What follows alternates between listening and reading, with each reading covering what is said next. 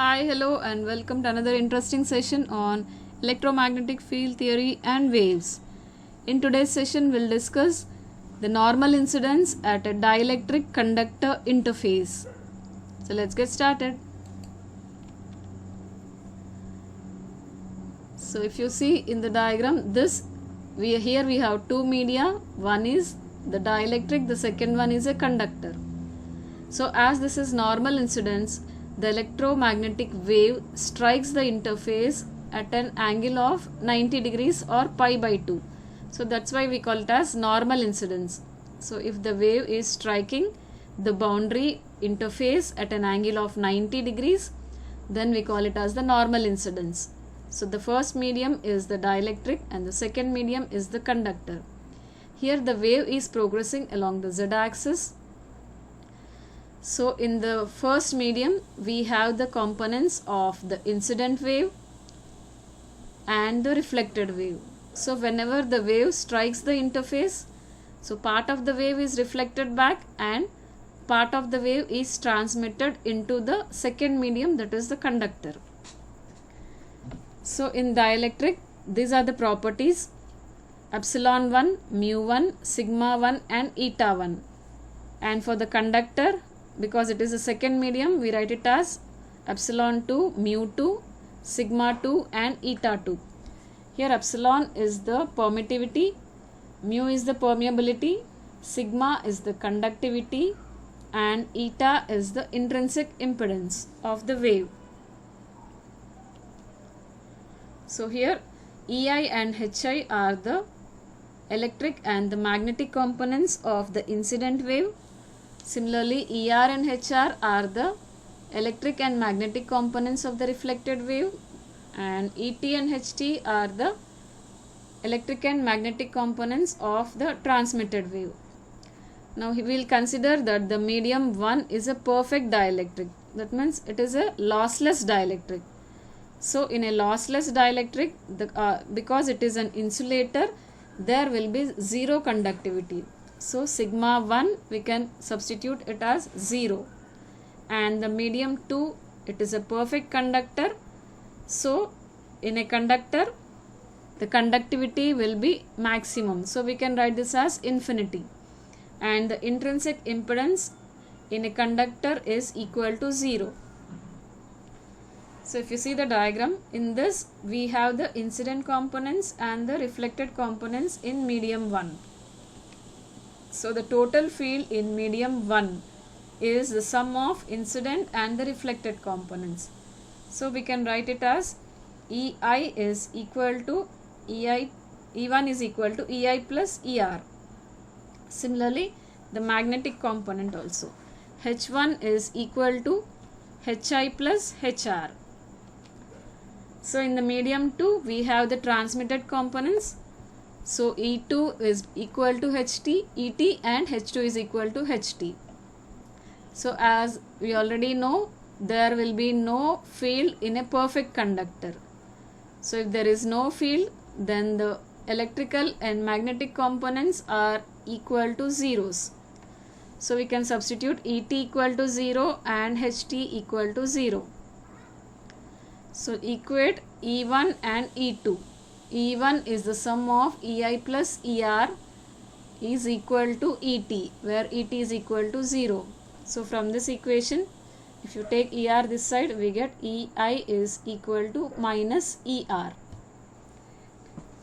To find the transmission coefficient, we can use the previous equation which we got from the derivation, from the previous derivation. So transmission coefficient tau is the ratio of the transmitted component to the incident component. So this equation we got it from the previous derivation, where we solve the transmission coefficients for normal incidence at a dielectric interface. So you can simply copy that equation here. So tau is equal to 2 eta 2 by eta 1 plus eta 2. But here eta 2 is equal to 0. So in place of this eta 2, you can substitute 0. So we get tau is equal to 2 into 0 by eta 1 plus 0. So the transmission coefficient is equal to 0. Next, to do the reflection component, here also we can simply take the equation from the previous derivation. Reflection coefficient is equal to eta 2 minus eta 1 by eta 2 plus eta 1. So substitute 0 in place of eta 2. So 0 minus eta 1 by 0 plus eta 1. So here we get it as minus 1. But the reflection coefficient is the ratio of the reflected component to the incident component. So this is equal to minus 1, or EI is equal to minus ER, or ER is equal to minus EI. So from both of these two expressions, that is the transmission coefficient and the reflection coefficient, we can draw the following conclusions.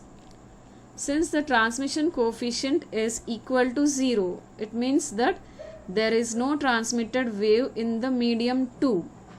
So that is, there is no field in a perfect conductor. So the conductor will not allow any electric field or magnetic field to pass through it. Hence, we got the transmission coefficient as 0.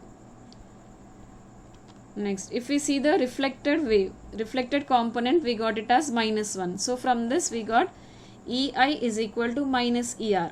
So from this we can understand that the electrical component of incident wave and the electrical component of reflected wave both are the same in magnitude, but they are in opposite direction, because the reflected wave is going in a direction opposite to the incident wave. So whatever the wave is incident, it is totally reflected back. So that is the meaning of this equation. EI is equal to minus ER. That means the entire incident wave which is incident in the medium 1 is completely reflected back. That means there is no transmitted wave in medium 2.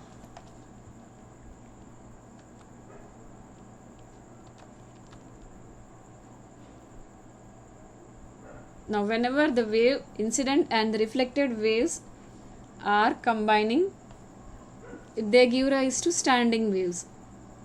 So the standing wave is present in the medium 1.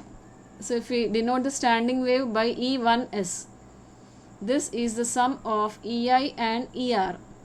So EI we can expand like this: EI e raised to minus gamma 1z plus ER e raised to gamma 1z into AX.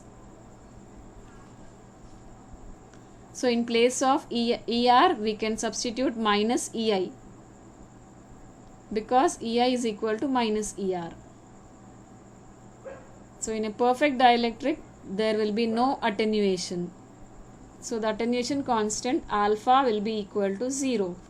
Here gamma is the propagation constant. Gamma 1 is equal to alpha 1 plus j beta 1. Alpha is the attenuation constant and beta is the phase constant.